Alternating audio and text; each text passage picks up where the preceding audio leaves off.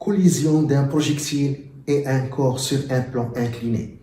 Un corps A est libéré sans vitesse initiale à la date t égale à 0 à partir d'un point O sur un plan lisse incliné selon un angle alpha égale 40 degrés avec l'horizontale. Au même instant, un projectile B est projeté avec la vitesse initiale V0 égale 25 mètres par seconde sous un angle bêta avec l'horizontale.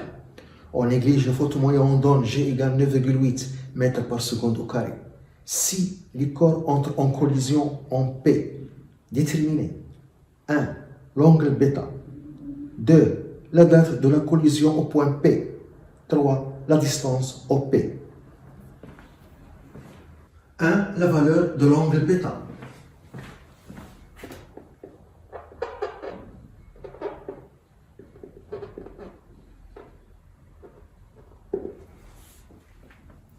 Le schéma, à la date t égale à 0, on a libéré un corps A sur le plan incliné. En même temps, on a lancé un projectile à la vitesse V0 qui forme un angle bêta avec l'horizontale et l'angle alpha plus bêta avec l'axe OX. Quel est l'angle bêta pour que la collision ait lieu au point P entre le corps A et le projectile B? On va étudier les deux mouvements. Mouvement rectiligne sur le plan incliné du corps A et le mouvement de projectile dans le champ de pesanteur. Et on va appliquer la deuxième loi de Newton pour chaque mouvement. Mouvement du corps A sur le plan incliné.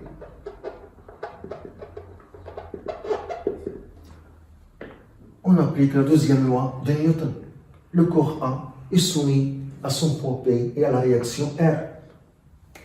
Donc on a PA plus la réaction R est égale à la masse MA du corps A fois l'accélération AG de centre d'inertie du corps A. On projette cette équation vectorielle sur l'axe OX. Donc, PAX plus RX est égal à AX. La coordonnée PAX est obtenue par projection de vecteur force poids PA sur l'axe OX. La projection orthogonale, on doit avoir ici un angle droit. On projette l'extrémité du poids PA. On doit avoir ici un angle droit. Ici, sur l'origine, c'est la projection sur l'axe OX. Et cette longueur, c'est le côté opposé de alpha. Cet angle, c'est alpha. Car le côté de l'angle alpha est le premier côté, le deuxième côté. Ce côté perpendiculaire au premier et ce côté perpendiculaire au deuxième. Donc ici, on a le même angle alpha. Donc la projection PAX, c'est le côté opposé de alpha, qui est égal PA, l'hypoténuse PA, fois sinus alpha. Et la coordonnée PAX est positive, car la projection de l'extrémité de vecteur force PA se trouve dans la région positive. Je translate le vecteur force PA ici. La projection de l'extrémité se trouve dans la région positive. Donc la coordonnée PAX est positive. Donc c'est l'hypoténuse qui est MA fois G fois sinus alpha. MA fois G sinus alpha plus la coordonnée RX est obtenue par projection de la réaction R sur l'axe OX. On a négligé fortement, donc la réaction R est perpendiculaire à l'axe OX. Sa projection sur l'axe OX égale à 0. Donc la coordonnée RX égale à 0 est égale MA AX.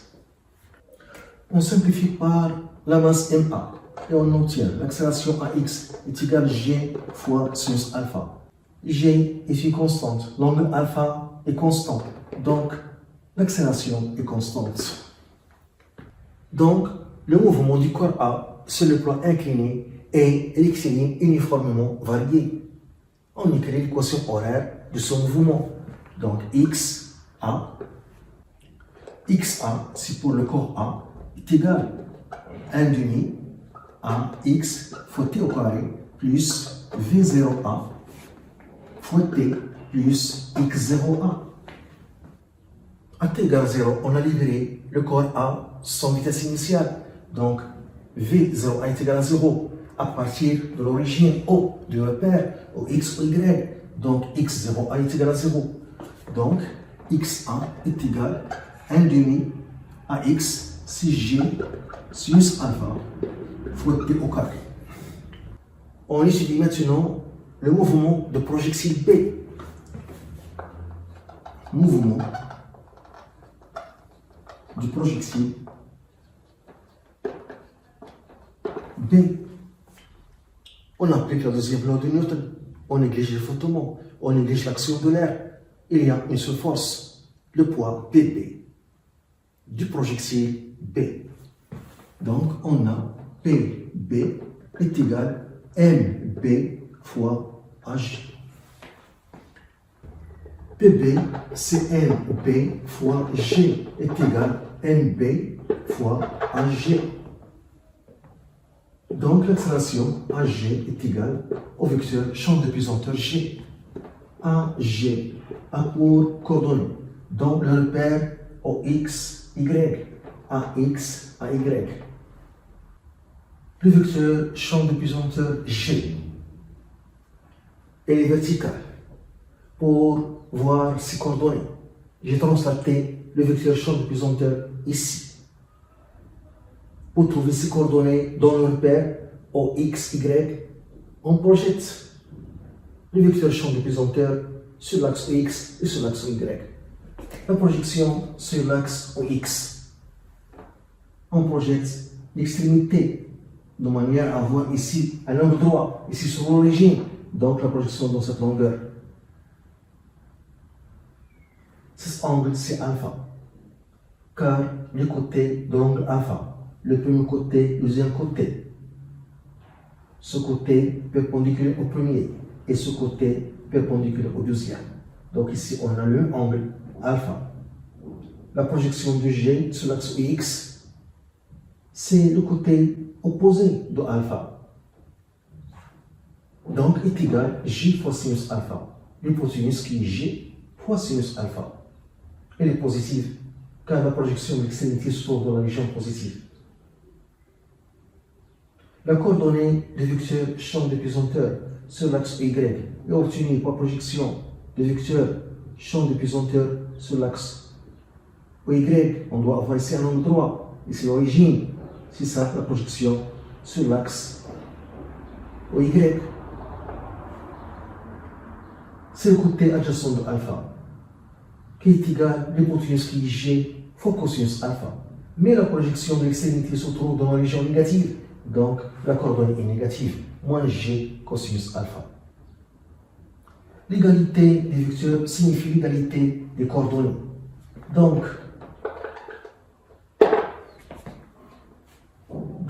AX est égal à G sinus alpha. AY est égal à moins G cosinus alpha. On remarque AX est égal à G fois sinus alpha est constante. Donc le mouvement de centre de ligne ici, G de projectile B sur l'axe X est rectiligne uniformément varié, qui a pour équation X est égal à 1 demi à X T au carré plus V0X fois T plus X0.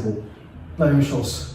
AY également J cosinus alpha est constante. Donc le mouvement du centre de ligne de projectile B sur l'axe Y est rectiligne uniformément varié, qui a pour équation horaire Y est égal à 1 demi à Y T au carré plus V0Y fois T plus Y0. Théoriquement, on peut décomposer le mouvement de centre de ligne G de projectile B en deux mouvements. Mouvement rectiligne uniformément varié sur mon axe X et mouvement rectiligne uniformément varié sur mon axe Y. V0X est obtenu par projection de vecteur vitesse initiale V0 sur l'axe OX. La projection, on doit avoir ici un angle droit dans cette longueur, ici l'origine. Donc c'est le côté adjacent de l'angle alpha plus bêta. Donc V0x égale V0 cosinus alpha plus bêta. Et la projection sur l'axe Y, on doit avoir ici un angle droit, ici l'origine. On obtient cette longueur sur l'axe OY qui est égal à cette longueur, qui est le côté opposé de l'angle alpha plus bêta, qui est égal à l'hypoténuse qui est V0 fois sinus alpha plus bêta. Et les coordonnées sont positives, car la projection de l'extrémité se trouve dans la région positive. A t égale 0, le projectile se trouve en haut. Donc x0 égale 0, y0 égale à 0. Donc je remplace ici. Donc on a les équations horaires x est égal à 1 demi à x si g sinus alpha fois t au carré plus v0 cosinus alpha plus bêta fois t. Y est égal à moins 1 demi g cosinus alpha fois t carré plus v0 sinus alpha plus bêta fois t. Ça, c'est pour le projectile B. Donc ici, xb, yb, xb, yb. On a trouvé xa pour le corps A. Son équation horaire, 1 demi g sinus alpha fois t au carré.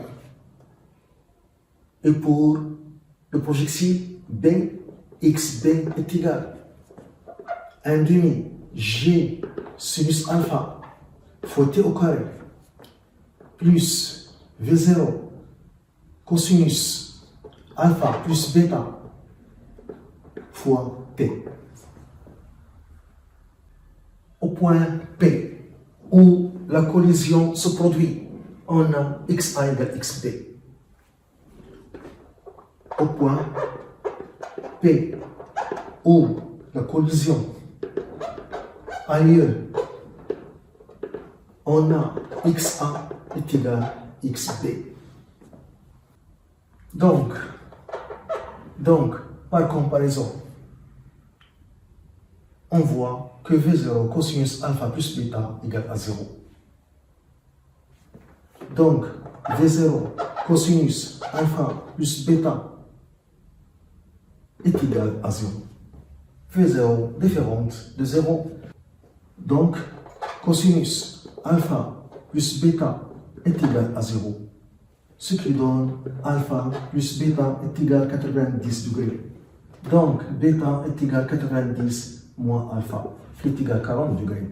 Donc 90 degrés moins 40 degrés est égal à 50 degrés. Donc pour que la collision a lieu au point P, il faut choisir l'angle bêta entre la vitesse initiale V0 qui est égale 25 mètres par seconde et l'horizontale égale 50 degrés. De la date de la collision au point P,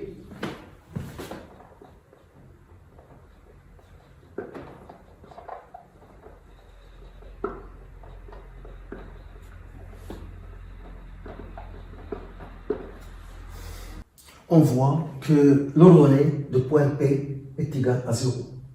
Donc pour le point P, YB est égal à 0. Pour le point P, YB est égal à 0.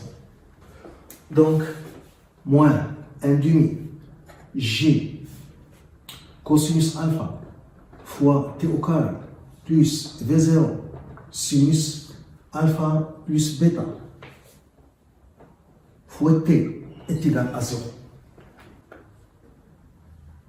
Je factorise par T. T facteur de moins 1 demi G cosinus alpha fois T plus V0 sinus alpha plus bêta est égal à 0. Le temps t différent de 0, donc ce qui est entre parenthèses qui est égal à 0. Donc, moins 1 demi g cosinus alpha fois t plus v0 sinus alpha plus bêta est égal à 0. Donc 1 demi g cosinus alpha fois t est égal à v0 sinus alpha plus bêta. Donc t est égal de v0 sinus alpha plus bêta sur g cosinus alpha. Donc, application numérique, t est égal 2 fois 25 sinus 90 degrés sur g 9,8 cosinus alpha 40 degrés. On trouve t est égal 6,66 secondes. 3. La distance OP.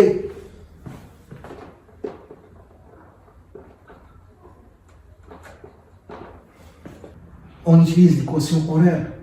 XA est égal à 1 demi G sinus alpha fois T au carré. La distance OP, c'est l'abscisse du corps A au point P, qui est égal à 1 demi G fois sinus alpha fois T au carré. T, c'est la date de la collision au point P, TP, qui est déjà calculé 6,66 secondes. Donc, la distance OP égale 1 demi G 9,8 fois sinus 40 degrés fois 6,66 au carré. On trouve 139,7 mètres.